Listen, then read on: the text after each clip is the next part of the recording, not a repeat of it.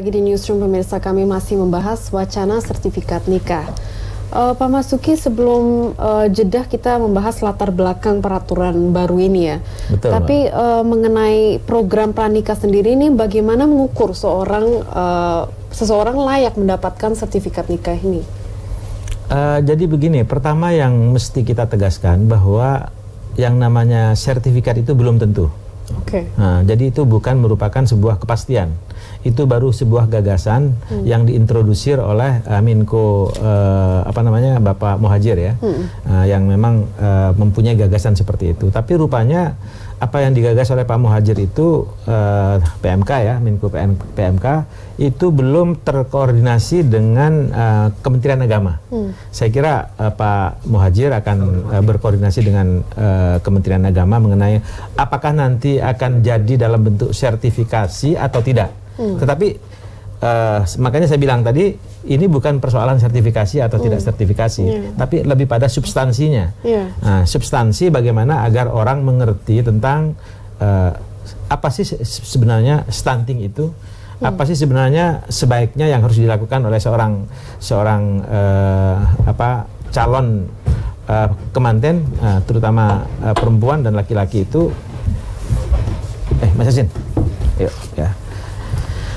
Bisa memahami persoalan-persoalan yang terkait dengan gizi yang baik untuk generasi anaknya ke depan. Lebih pada itu. Jadi sekali lagi kita tidak usah berdebat dan masuk ke wilayah yang sifatnya kontroversial, yaitu soal sertifikasi, karena itu belum menjadi sebuah kebijakan, tapi itu baru merupakan gagasan dari Bapak Menteri Muhadjir.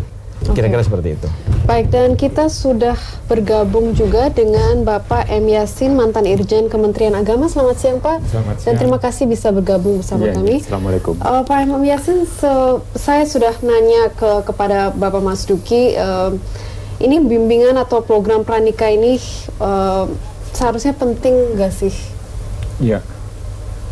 Jadi kalau isi substansi dari bimbingan pranikah, saya kira itu bukan penting lagi, itu sangat diperlukan agar masyarakat itu paham sebenarnya nikah itu untuk apa gitu. Apa hanya sekedar untuk misalnya saya melampiaskan kebutuhan biologis saja, kan tentunya tidak.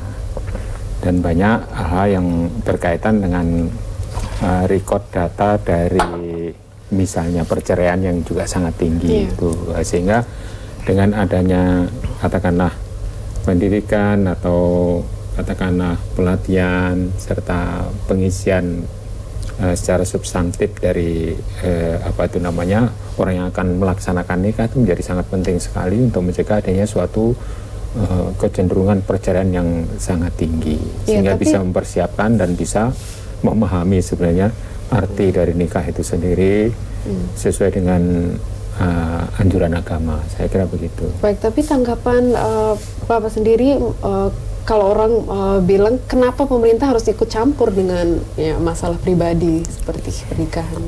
Ya, termasuk dimulai dari nikah pun kan juga sebenarnya itu ada kewenangan pemerintah. Itu kan sebenarnya untuk menikahkan itu sebenarnya kan pemerintah. Jadi yang punya kewenangan secara hukum positif untuk menikahkan seseorang itu adalah pemerintah. Dan dikaitkan dengan sila pertama Pancasila kan ketuhanan yang Maha Esa.